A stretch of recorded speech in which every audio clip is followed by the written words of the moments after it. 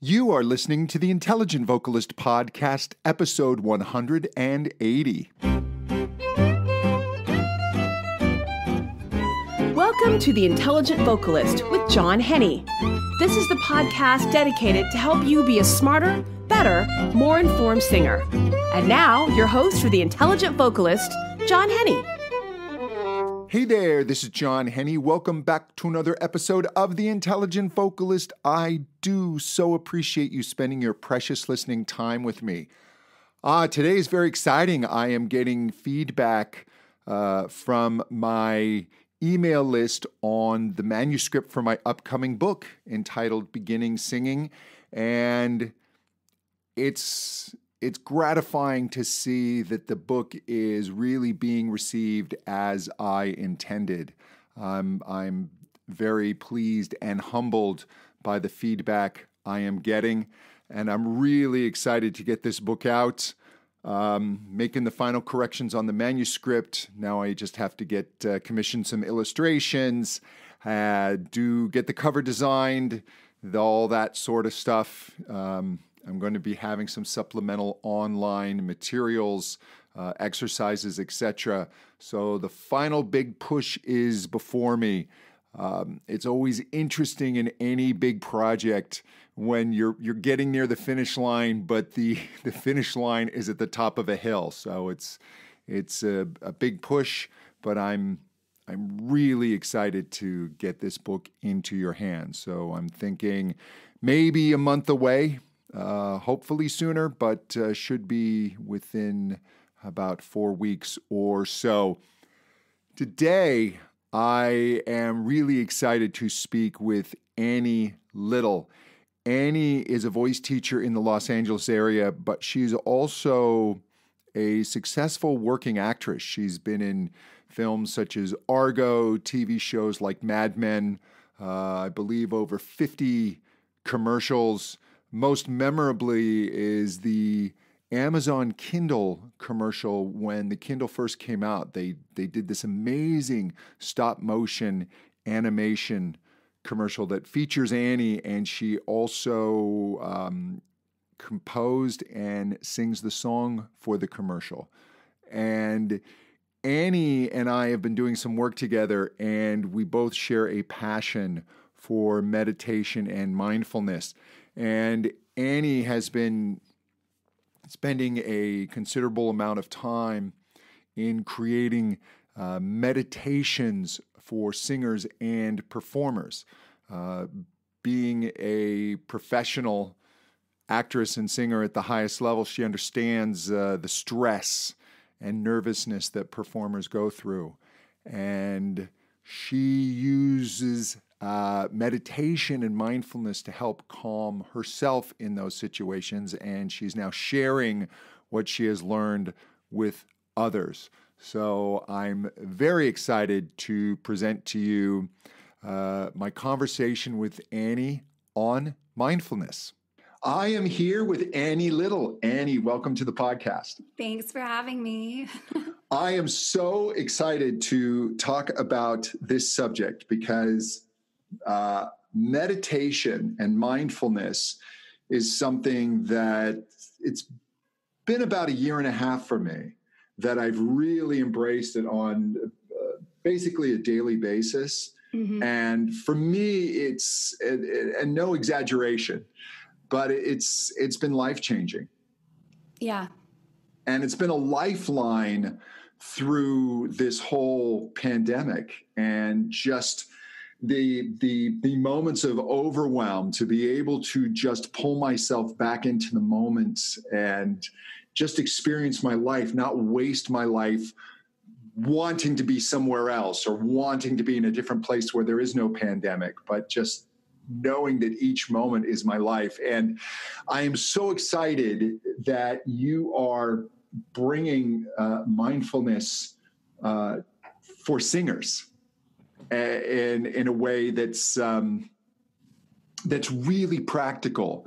So just so we can get the ball rolling here, tell us how you define mindfulness. Okay. So, well, in its simplest form, it's just being fully present in the moment, right? It's not even crazy complicated or anything. You know, but then we have to figure out how to do that, right? It's easy to talk about it, and meditation and mindfulness is one of those things that just in the act of talking about it, you can't do it and talk about it even at the same time. You know what I mean?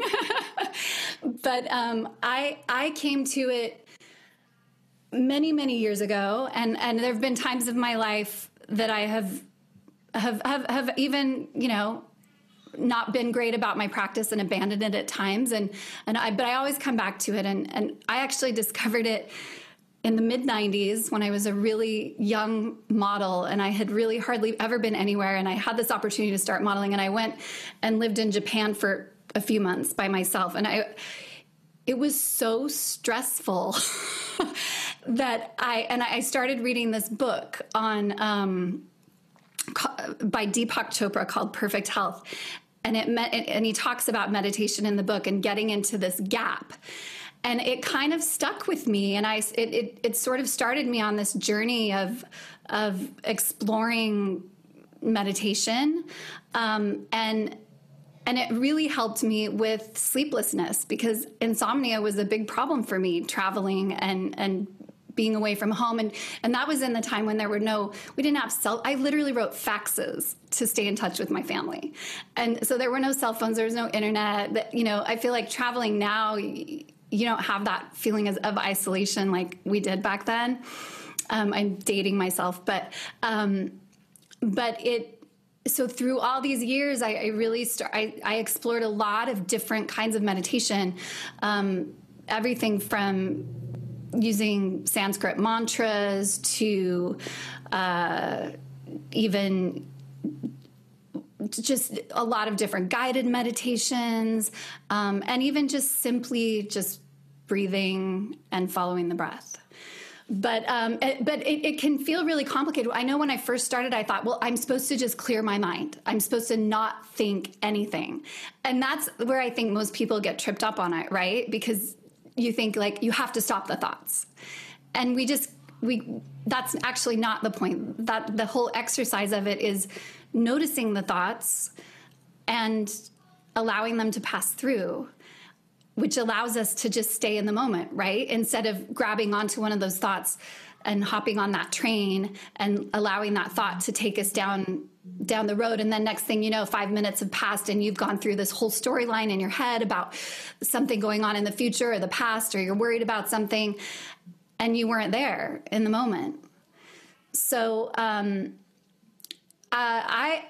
there's a lot of different ways to practice this. Mindfulness and meditation is one of them, because I think meditation is sort of like going to the gym for the brain, and it is a way to actually train yourself to be mindful. It's easy to really forget it during the day when we get caught up in stuff.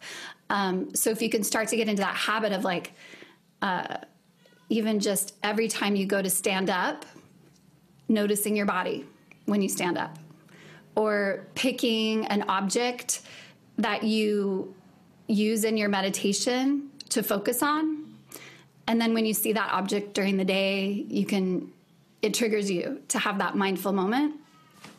But, so that, I just think bringing that mindful quality into singing and, well, into our lives in general, but especially as singers and artists and performers, it's, to me, as important as training the voice.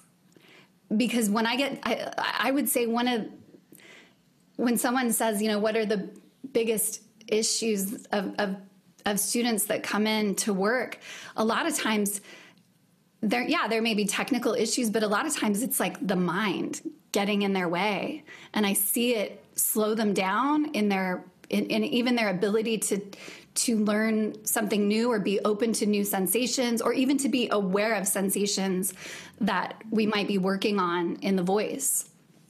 Do you find that with people? Yeah, I think that's critical, because I remember when I was first studying the voice, and one of my biggest roadblocks was I didn't know what to think about. I didn't know what to pay attention to. And it was kind of overwhelming to me. And I wish I had this back then, because rather than constantly being in judgment or worry or trying to force things, you learn to just allow and be aware. And and maybe you can talk to this, because I find that people will start meditation or they'll try mindfulness, and they'll sit and they'll get quiet, and their mind will start to race, and they think that they're doing it wrong and that they're just not able to meditate, and they give up. Yeah. And I was wondering your thoughts on that. Yeah, you think that it's not working, or you think you're not doing it right. You think, obviously I don't know how to do this and I'm not good at it. And but the thing is, that's actually, you're doing it. And some days are going to be easier than others. So it's totally normal for all these thoughts and feelings to come in. And we can't even really control those, right? The second you try to start controlling what you're thinking, it's like the elephant in the room. Like, then you're thinking about the elephant. So if we can just accept that that's what our brains do, and those thoughts and feelings are going to pass through, and that we don't have to, exclude them out of our experience, that's the exercise. That's what it is. So all we got to do is keep coming back to, I think learning some meditation tools, like, that's why I think for when you're first starting out, I really do love guided meditations, because it kind of takes somebody's walking you through it. You can follow along with what someone's telling you to do. So they're telling you to breathe.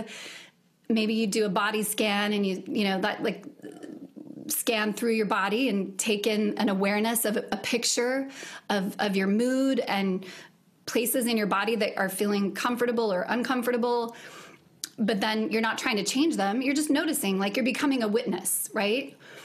And then the job or the work of it is just every time you feel your mind, or you notice your mind has wandered or is following one of these thoughts, to just bring it back to whatever your point of focus was. So whether that focus was just the feeling, a sensation of the breath rising and falling, or your feet on the floor and the feeling of gravity, or, I know for some really advanced meditators, and I don't consider myself at this point, they can actually rest their mind in just awareness, where there's not even like a really specific point of awareness, but there's just a resting of the mind. And as I say that, the resting of the mind is kind of it. It's like when you stop fighting against the thoughts, then your mind actually can rest in that awareness, even in that you're bringing it back to an object to focus on. But then you can your mind rests on that. And it's like, it's like just I did it just in that moment. I just thought, oh yeah. And I felt my breath, and all of a sudden my shoulders dropped, and I just felt like I dropped in to the moment with you right here. And the reason that's easier for you to do now, because you've been doing it so long, is they can actually see changes in the brain. Yeah. With experienced meditators. Yeah, it's cool. So if like with MRI, they can take an MRI, and there's some really cool articles out there that I can give you links to, or they're in a blog post that I'm going to be posting next week, but where they can literally show the changes in the brain. And one of them is, so there's an increase in gray matter density in that hippocampus, where learning and memory and self-awareness and compassion happen in the brain. And then a decreased density in the gray matter in the amygdala, which is like our lizard brain. It's like where she's 7 now, but where my 7-year-old goes really quickly, right? Like, and it's that amygdala it's like that's involved in the processing of the emotions that trigger our fight or flight response. So if we can start to like have our brain rewire in a way that doesn't engage that as quickly, or that when it does start to engage, there are other parts of the brain that are stronger and have a stronger wiring that are able to help us allow that to come and go and not get caught up in a story about what it means, then we become like so much less reactive and have just that feeling of more balance and calm, which we need in performing and life and everything. And it's a great interrupter. Like when you start to get frustrated or you start to get angry, you can, if you're able to access that mindfulness, you can almost literally stop it in its tracks. Yeah. It's so true. And stage fright, all of those things.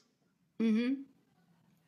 And so how have you adapted mindfulness for singers?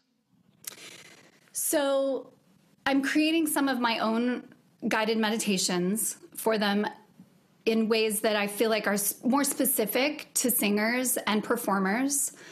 And I actually, and I've sort of developed this in my own private studio with my own students. And at first, I think at first I even felt a little like, oh, they're going to just think I'm really woo-woo, but oh well. Because I would have them come in and they would stand up like ready to sing. And I would say, well, no, it's okay. You can sit back down and go ahead and close your eyes. And I would take them through a guided meditation, and do things like the body scan, or even have them go through some steps to gain awareness of the breath going in and what that feels like and where they feel that. And then I will even have them, before I sort of take them out of the meditation, I'll have them make sounds and allow sound to ride out on the breath, and allow, and just walk them through some experiences of really mindful singing where they can't even really get self-conscious about it, because I've sort of walked them into this space where they're going with the flow, So that, and I find that it's a really great way to start a lesson. They come in frazzled or just, ready to go. And then you just feel their energy kind of sit back, and they're just more open to learning and being aware and noticing what's happening in their body. And then also it's a practice. Like even if the only time they do it is with me every week, then at every lesson, even in the middle of the lesson, if things start to get a little like where, they're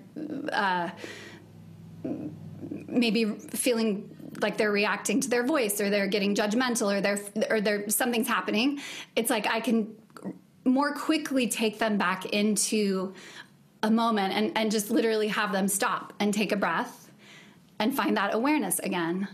So I think it's really, it just helps you surrender too. You surrender all that because at the end of the day, we think we need to hold on, especially when we're about to perform, like you got to hold it together.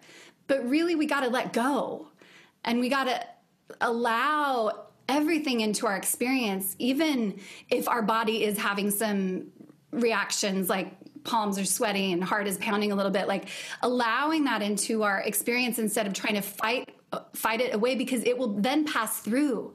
And then I've had it, I know, because I've had it happen, and I've auditioned and performed a lot. And I mean, I will tell you, when because I've done a lot of acting as well, and going in on some of these auditions for acting, oh my gosh, just, it would just feel like such a big deal. And I would put so much significance on these moments and these particular auditions. And to the point where, I mean, I felt like my body was just out of my control. My heart was pounding. I was sweating. My mouth was dry. All I could think about was, please just let me, get through this. But after really incorporating the mindfulness and the meditation tools into those experiences, I would do things like I'd be sitting in the waiting room and I'd start to feel that stuff come up, right? And I'd be like, oh my God, this again? Really? All these years and all these auditions, and this still is happening? So that is one thing. That may always happen to me or to other performers. You may always still get that reaction of that the brain releasing some of those stress hormones of, the cortisol and all of that is going to increase your blood pressure, and you're going to feel that body reaction.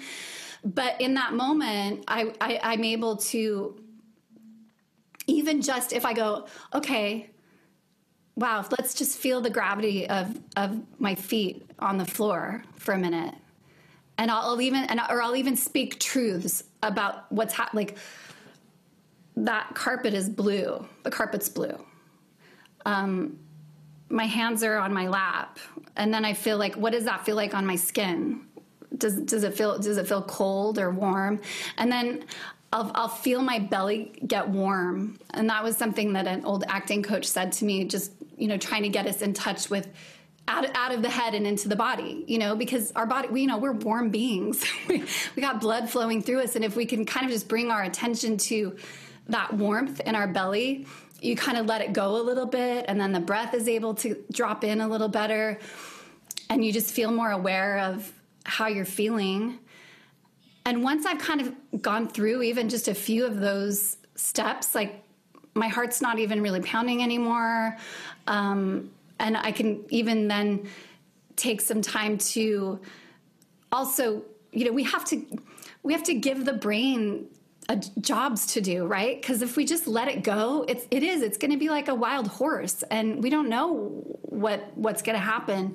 So once I can kind of settle in by using some of the meditation and mindfulness techniques, then I can do my job, and I can get into that moment before, whether you're singing or acting, like, you have that moment before, like, what is your character feeling and what has just happened, in that's leading up to me about to say these words or sing this song, what's happened.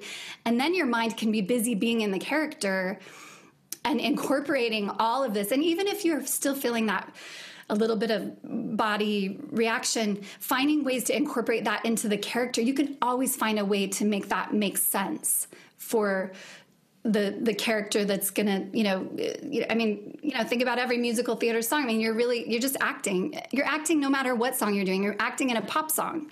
So if you can think that that's just the character that's feeling that can also really help just incorporate it instead of trying to exclude it, and allow it into that present moment experience, so that then we're more in this state of flow instead of a state of trying to exclude some part of our experience, which then can create body tension. And then we get that feeling of like, oh, my voice doesn't want to, like, or I feel tight and now my voice doesn't want to, it doesn't feel full or vibrate, I can't find it. Because we're not fighting against our experience. I think that works so well in that situation. And it also applies to even beginning singers. Because it's so often it's the same fight, isn't it? That we want to control. Like getting nervous in an audition is because you want to do well, right? Yeah. So many of the vocal problems that students come to us with is because they want to sing well, but it's this fight to control that creates so much tension, and mindfulness and awareness just allows you to accept, to be in the moment, to not judge, to notice the things of, oh, I think I need to fix that a little bit. And you can, rather than in this panic of I'm not singing well, and you're taking these huge broad strokes, which send us further off the path, we can refine things much more quickly. And I know that you talk about body scans and how important that is for singers, because I've often said those students who come to me, especially beginning students, if they have a strong mind-body awareness, they're going to progress more quickly. Mm-hmm. And I think that's just so key for singers, that kinesthetic awareness. So I want you to talk a bit about the importance of a body scanning and just connecting to the sensations of the moment as we sing. Yeah. So the body scan can be a general body scan just from the top of your head, kind of taking that 20 seconds to just go towards your feet and just be taking it all in, which is great for any singer. But we can also go even more detailed as singers and voice users and really, like, have you ever taken a moment to do it with your tongue? And literally like scan through your tongue and feel, because, our tongue goes way down into, into our neck and down into, and it attaches all over. And we have kind of very little awareness, I think, of our tongue. It's this big organ, and it's not just one muscle, right? It has so many different muscles in it that attach in all these different places in our mouth. And so just even if we can't get a super specific, like, I don't know what those muscles are called or exactly where they are, but just taking that scan and even swallowing, taking a second to swallow while you're doing it and feeling what happens as that's happening, can give an awareness of a greater awareness of what we can do with our tongue while we're singing. And then even doing a practice of just some really simple vowels, and even in the chest voice in our speaking range, while being aware of, like, while kind of doing, it's not a full body scan, but you're in that same frame of mind of like taking in an awareness of what's happening when you're moving from an E to an ah and going back and forth. And even then, and then even body scanning into, like, where do I feel those sensations? Like, it's not just about the tongue, but like, where do I feel my body vibrate when that's happening? And even if I'm doing that right now while I'm talking, I'm like, oh yeah, because I can kind of feel, I feel this buzzy feeling in my chest and my shoulder blades, and I even do feel it in sort of my front teeth. And if we don't sort of take that time to pay attention to that, we can get so caught up in the sound and trying to create a sound and having and aiming for, like, but I want it to sound this way, because I feel like that happens a lot with especially beginning singers. They come in and they know what they want to sound like, and then they're trying to make that sound, but aren't aware of actually what causes the sound. And so if we can find the actual cause and get into the feelings that create the sound that they're going for, we have a lot more control over our voices, right? And then also we're not reacting, because that's, again, that judgment that takes place where we're just basing it completely on what we're hearing come out. And also maybe it doesn't feel good. Maybe it's coming from, maybe it's not feeling right. But if we can just continue to gain that awareness and take the time to get to, even if something's not feeling right, how great. Then we know what doesn't feel right. We have an awareness of that, because sometimes learning means also learning what it isn't so that we know what it is. So all of this is just like gaining a greater awareness of the experience and sensations of singing and making sound, and then even bringing it into the emotional side as well, having an awareness of what it emotionally feels like to be creating these sounds, whether it's even if you're not in a song, but allowing your emotion to be a part of that sound making process, which actually I found it so interesting. I remember Ken Bozeman talking about in a workshop that I listened to of his, how emotion will change the sound. It will change the way we sound. So that's why it's so important to also be incorporating the emotion into our sound. And to tie that into the mindfulness is just, sometimes we are so unaware of what we're feeling that it's hard to even know if we're allowing it into our experience. So this is what I think people should realize, and the value here is what you're talking about is a huge shortcut in your singing, because to be able to experience sensation and infuse emotion, that is something that singers on a high level usually take years to achieve. And if you have a simple practice that can put you into that sooner, you are going to improve that much quicker.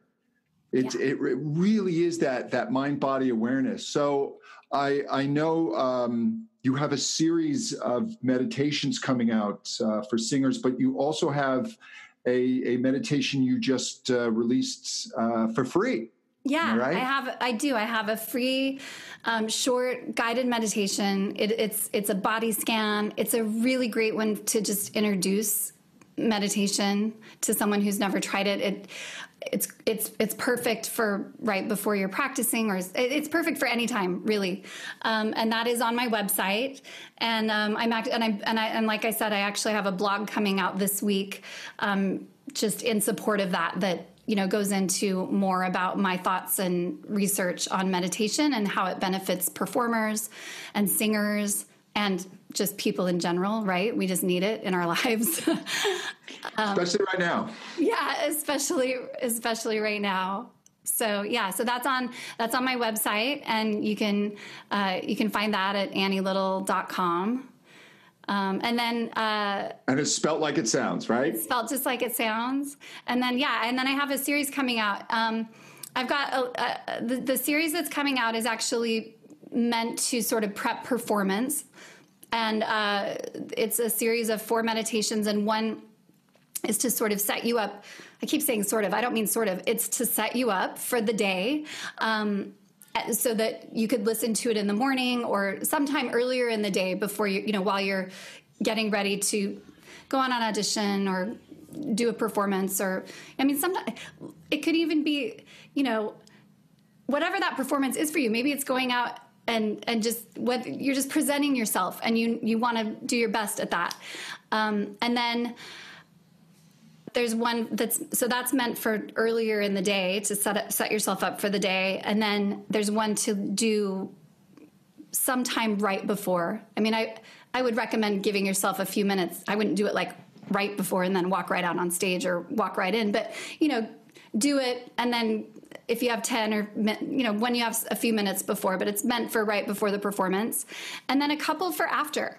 Because how often do we, it's like the performance can either go really well or maybe it didn't go as well. And there's a lot of mind chatter that can capture us and that take us out of being present after a performance. So I have a couple that just short ones for afterwards to just get you back grounded so that you can either, whatever the experience was, whether it was totally positive or whether you're kicking yourself a little bit and obsessing about it, to help you find a way to bring incorporate that, bring it into your experience, and have perspective on it, and not identify yourself with it.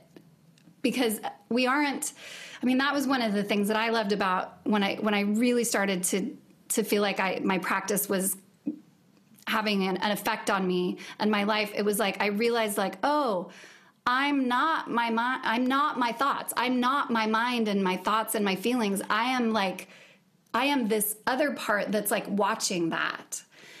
And that's where the flow is. And so when we get into that witness place where we're just noticing the thoughts and the feelings coming through, then we can be in that flow, and we are way more able to be tapped into like our intuition and those moments of brilliance that come up when we're performing, where you couldn't have planned them because you're just in the moment. And I say performance, but I mean even if that's just you in your house singing and you want to be in that flow. So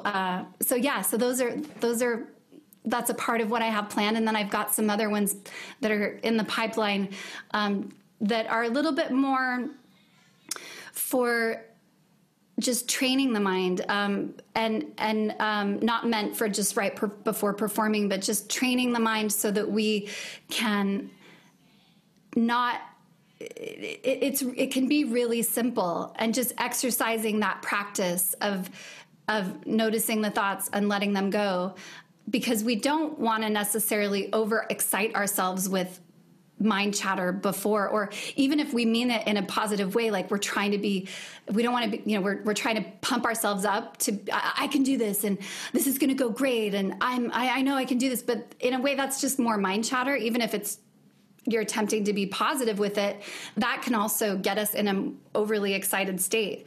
So I just wanted to say one more thing before we go, just that it's like, if you think about a wild animal, like a cheetah, and you see them in the wild and they're so still, but yet they're really aware of everything that's going on, and they're totally ready to pounce at any moment, but at the same time, they're very relaxed. So that's kind of the state of flow that I think we want to exercise our brain to have the ability to find, instead of being lost in the habit of letting our mind be just wild and not being present in the moment. Yeah, as performers, we can't indulge our mind. It just becomes a trap, and your mind can become addicted to rambling thoughts and stimulus and worry, and meditation is an incredible pattern interrupt. So again, I for one am looking forward to your meditations. I encourage people, go to your website, annylittle.com, and get on your mailing list. Because you're going to want these meditations when they come out, and I am telling you, this will be a shortcut in your singing process.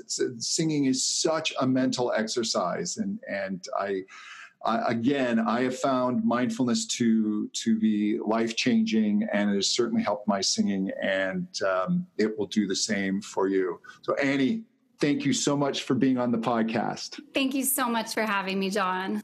Hey, if you'd like to know more about me, please visit my website, johnhenny.com, and be sure to sign up for my email list.